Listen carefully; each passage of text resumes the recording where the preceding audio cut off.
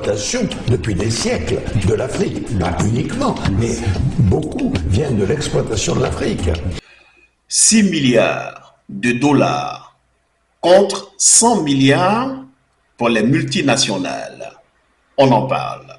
La Côte d'Ivoire est depuis longtemps présentée comme le leader mondial du cacao. Pour celles et ceux qui ont eu la chance de faire un tour dans ce pays, tout comme dans nombre de pays du continent africain, ils ont dû certainement se rendre compte des difficultés qu'ont les producteurs de cacao, en somme, de ceux qui travaillent la terre, dans l'exercice quotidien de leurs activités. Mais ça, on en reparlera un de ces jours. Pour l'heure, restons sur le cacao. Ne dit-on pas que l'économie de la Côte d'Ivoire repose sur l'agriculture et que la Côte d'Ivoire serait d'ailleurs le leader mondial du cacao. Prenons le cas de la Côte d'Ivoire et du Ghana réunis, deux pays voisins ayant connu des trajectoires différentes. La Côte d'Ivoire étant une ex-colonie française, tandis que le Ghana, de Kwame Nkrumah, a été une colonie britannique. Lorsque l'on réunit donc la production de ces deux pays sur le marché mondial, eh bien, ils se retrouvent avec un revenu global estimé à environ 6 milliards de dollars. Et pourtant, ceux qui achètent ce produit brut et qui le revendent sur le marché mondial, les spéculateurs, les multinationales, eh bien, tout cet ensemble gagne un bénéfice net de 100 milliards de dollars. Celui qui en parle, c'est de quoi il parle. Ghana et la Côte d'Ivoire, ils produisent les 2/3 du cacao mondial. Et la valeur totale qu'ils touchent, c'est environ 6 milliards de dollars. Mais la totalité du marché du chocolat mondial est de 100 milliards de dollars. Il y a un problème, on est d'accord. Le milliardaire nigérian Aliko Dangote, l'homme le plus riche du continent africain, l'une des fortunes les plus importantes à l'échelle de la planète, selon le magazine Forbes. Aliko Dangote fait ce constat qui est un secret de polichinelle. Car, à la vérité, la plupart des pays africains, et notamment ceux de la zone CFA, les ex-colonies françaises, ne transforment quasi rien. La plupart des multinationales implantées dans ces pays sont majoritairement françaises ou plus globalement, plus largement occidentales. Et l'autre problématique, c'est le franc CFA. On va en parler. Le franc CFA, vous l'avez toujours défendu bec et ongle. Est-ce que vous continuez à le faire ou est-ce que vous pensez qu'il faut peut-être changer les choses sans rentrer dans trop les détails techniques? Monsieur Perelman, je vous dirais tout simplement que il y a vraiment du n'importe quoi dans ce débat. Moi, je ne veux pas manquer de modestie, mais j'ai été directeur des études de la Banque centrale, j'ai été vice-gouverneur, j'ai été gouverneur de la Banque centrale, donc je peux vous dire, je sais de quoi je parle. Le franc CFA, c'est notre monnaie. C'est la monnaie des pays membres et nous l'avons acceptée et nous l'avons développée, nous l'avons modifiée. Et j'étais là quand la réforme a eu lieu dans les années 73-74. Alors donc tout ce débat est un non-sens. Maintenant, c'est notre monnaie. J'ai quand même eu à superviser la gestion monétaire et financière de plus de 120 pays dans le monde quand j'étais au Fonds monétaire international. Mais je suis bien placé pour dire que si cette monnaie nous pose problème, mais écoutez, avec les autres chefs d'État, nous prendrons les décisions. Mais cette monnaie est solide. Elle est appropriée. Les taux de croissance sont parmi les plus élevés sur le continent africain et même dans le monde. La Côte d'Ivoire est parmi les 10 pays où le taux de croissance est le plus élevé. J'insiste, jamais ces pays africains de la zone franc CFA ne pourront se développer avec la mendicité financière internationale. Nous disons, il faut battre monnaie. Et ça, d'une manière ou d'une autre, la nouvelle génération qui est en face, les Africains qui souffrent, le jour qu'ils vont comprendre qu'ils ont besoin de leur argent, à ce moment-là, ils pourront descendre dans la rue et revendiquer la souveraineté monétaire d'une part. D'autre part, exiger l'industrialisation, c'est-à-dire la transformation des matières premières. Un pays comme la Côte d'Ivoire, si la Côte d'Ivoire arrive à transformer localement son cacao en Côte d'Ivoire, vous verrez que de la valeur ajoutée. Vous allez voir que la Côte d'Ivoire va connaître un autre message. Mais c'est parce que, malheureusement, ces deux solutions ne sont pas appliquées. C'est très important. Et ceci à cause de la France. Avec le franc CFA, les prix des matières premières, notamment le cacao qui nous intéresse en ce jour, ont largement favorisé les multinationales françaises et donc forcément l'État français.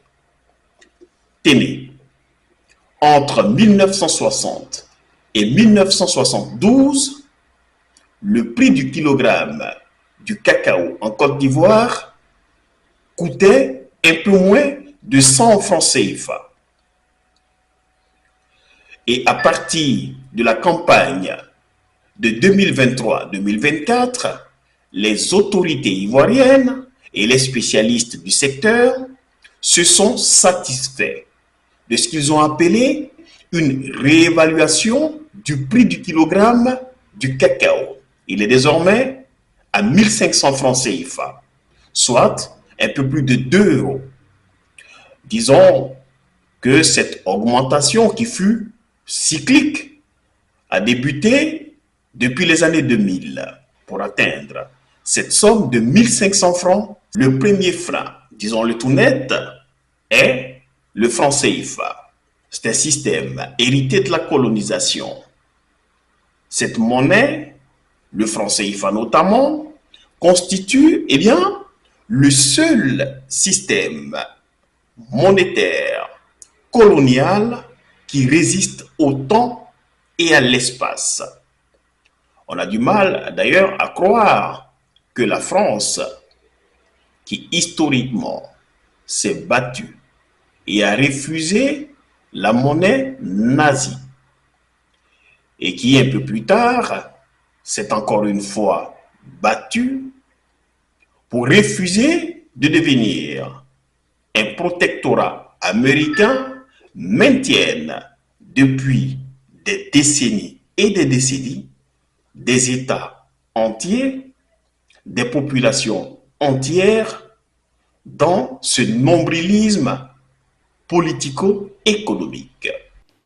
Notamment parce qu'ils sont passés maîtres dans l'art d'un discours populiste et démagogue, y compris contre l'ex-puissance coloniale dont par ailleurs ils sollicitent les bienfaits et les largesses quand il s'agit de payer les fonctionnaires ou de les protéger militairement. On fait tout pour que nous ayons peur. Ils viennent dans nos palais, ils nous menacent directement ou des menaces voilées. Bien sûr, nous répondons comme il le faut. Ils prennent chaque fois des exemples. Ils nous diront, vous savez, Thomas Sankara a essayé de faire comme ça, mais il est où? Il est mort. Le président haïtien, il a essayé de faire comme ça, il est où? Il est mort. Kadhafi a essayé comme ça, il est où? Il est mort. Telle personne n'a rien ici, il est en prison. Tout ça pour essayer de nous faire peur, pour qu'on devienne des lâches. Mais je pense qu'ils n'ont pas compris quelque chose. Quand nous disons la patrie ou la mort, nous vaincrons, ce n'est pas qu'une phrase, ça a tout son sens. Nous n'avons pas peur et nous n'aurons jamais peur. La plupart des multinationales implantées dans ce qu'on appelle le précaré français sont des multinationales françaises. Et même si aujourd'hui, de plus en plus, comme le disent certains, la France a perdu du terrain là au profit des pays comme la Chine, la Russie, la Turquie, l'Iran, l'Arabie Saoudite, le Qatar, l'Inde et d'autres. Toujours est-il qu'avec ce système qu'est le franc CFA, eh bien, il sera extrêmement difficile pour ces États, malgré la diversification de leurs partenaires stratégiques, de pouvoir véritablement s'en sortir. Et d'ailleurs, il y a une personnalité entrée trop tôt dans le ventre de la nuit qu'il avait bien compris. On était au début des années 80. Isidore Thomas Sankara. Les gourdins et les coutelas que nous achetons sont inutiles. Faisons en sorte également que le marché africain soit le marché des Africains. Produire en Afrique, transformer en Afrique et consommer en Afrique. Produisons ce dont nous avons besoin et consommons ce que nous produisons au lieu d'importer. Le Burkina Faso est venu vous exposer ici la cotonnade produite au Burkina Faso, tissée au Burkina Faso, cousue au Burkina Faso pour habiller les Burkinabés. Ma délégation et moi-même, nous sommes habillés par nos tisserands, nos paysans. Il n'y a pas un seul fil qui vienne de l'Europe ou de l'Amérique. Je ne fais pas un défilé de mode, mais je voudrais simplement dire que nous devons accepter de vivre africain. C'est la seule façon de vivre libre et de vivre digne. Je vous remercie, Monsieur le Président. La patrie ou la mort, nous vaincrons. Il est évident que tant que les Africains ne prendront pas conscience qu'avoir de la richesse est une chose, mais pouvoir la transformer en est une autre, eh bien, l'Afrique ne s'en sortira pas. Et ça, Thomas Sankara l'avait compris. Un exemple que suivent aujourd'hui les États de l'AES. Assimi Goïta, Ibrahim Traoré, Abdourahmane Tiani, le Mali, le Burkina Faso et le Niger, qui ont décidé de briser l'omerta grâce à leur bras de fer avec l'ancienne puissance coloniale. On sait désormais beaucoup de choses, mais ils ne sont pas seuls. Ils ont avec eux des populations qui les soutiennent majoritairement. Ils ont aussi le soutien des panafricaines et des panafricains qui ont tout compris. Ces impérialistes n'ont qu'un seul cliché en tête. L'Afrique est l'empire des esclaves. C'est comme ça qu'ils voient l'Afrique. Pour eux, les Africains les appartiennent. Nos terres les appartiennent. Nos sous-sols les appartiennent. Ils n'ont jamais pu changer de logiciel jusqu'à aujourd'hui. C'est déplorable. Mais comment procèdent-ils?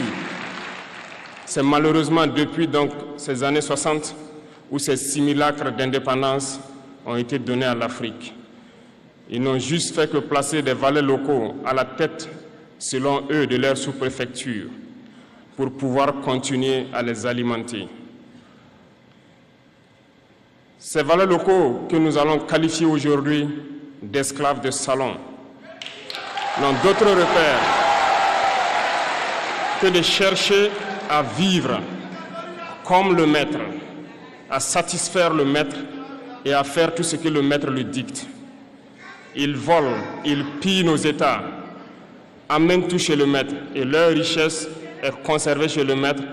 Ils font tout pour vivre comme le maître et toujours le satisfaire. Lorsque le maître commande, ils exécutent.